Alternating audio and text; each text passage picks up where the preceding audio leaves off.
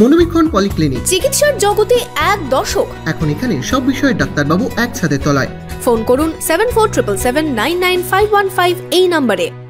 মালবাহী লছিমন ও যাত্রী বোঝাই টোটোর মুখোমুখি সংঘর্ষে মহিলা ও শিশুসহ আহত 4 জন। বুধবার দুপুরে দুর্ঘটনাকে ঘিরে চাঞ্চল্য ছড়ায় মুর্শিদাবাদের ডোমকলের গোধনপাড়া রায়পুর এলাকায়।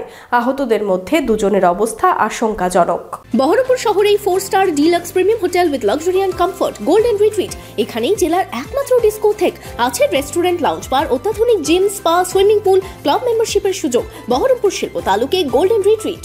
মালবাহী লছিমন ও যাত্রী বোঝাই টোটোর মুখোমুখি সংঘর্ষে মহিলা শিশু সহ আহত 4 জন।